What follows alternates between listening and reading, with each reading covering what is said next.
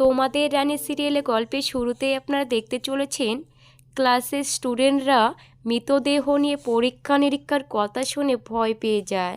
আর এদিকে অনিশা দুর্জয়ের ক্যাবিনে চলে আসে। দুর্জয় অনিশাকে দেখে বলছে, অনিশা তুই এখানে কেন এসেছিস?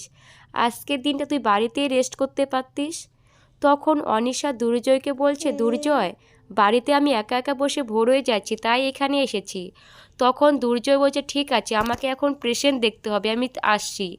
আর এইদিকে অনিশা রানীর উপর রেগে বলছে, রানী তুমি এতদিন প্রেগনেন্ট ছিলে দেখে আমি চুপচাপ ছিলাম, কিন্তু এখন আমি আর সহ্য করব না। তোমাকে যা করার করে নেব, তোমার যা হোক হোক, আমার দেখার কিচ্ছু নেই। আর এইদিকে দুর্জয়দের বাড়িতে এসে পাড়ার প্রতিবেশীরা রানীর ব্যাপারে অনেক কথা শোনাতে থাকে। এই কথা শুনে শুক্লা কিছুটা রেগে যায়। আর এইদিকে ম্যানেজ দেওয়ার চেষ্টা করে পিঙ্কি বৌদির শাশুড়ি মা। আর এর মধ্যে দুর্জয়দের বাড়িতে আরেকজন চলে আসে। তখন শুক্লা বলছে, তোমাকে তো আমি চিনতে পারছি না। তখন অবন্তী বলছে, আমি এই পাড়াতে নতুন এসেছি, আমার বাসায় চিনি শেষ হয়ে গেছিলো, তো চিনি নিতে এসেছি, আর আপনাদের সঙ্গে পরিচিত করতে এসেছি। আর এইদিকে অবন্তী রানীদের বাড়িতে ভালো করে লক্ষ্য করে লোকজনকে দেখতে থাকে কুনজরে।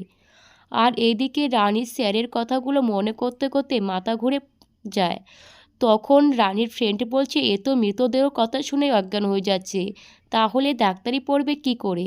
আর এর মধ্যে সিনিয়র দাদারা এসে বলছে, তোমাদের এখন কমন রুমে আসতে হবে, তোমাদের এন্ট্রি নিব, এক্ষুনি চলে আসো।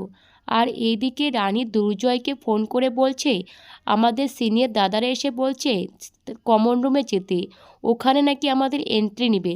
তখন দুর্জয় রানীকে বলছে, রানী তুমি কিন্তু ওখানে যাবে না, ওখানে কিন্তু ওরা অনেক খারাপ ব্যবহার করবে তোমার সাথে, আর তুমি কিন্তু প্রেগনেন্ট, এটা কিন্তু মাথায় রেখো। আর এইদিকে রানীর ফ্রেন্ডটা চলে এসে রানীকে বলছে, চলো রানী, না হলে সিনিয়র দাদারা রাগ করবে। তাহলে রানীদের সঙ্গে সিনিয়র দাদারা কী করতে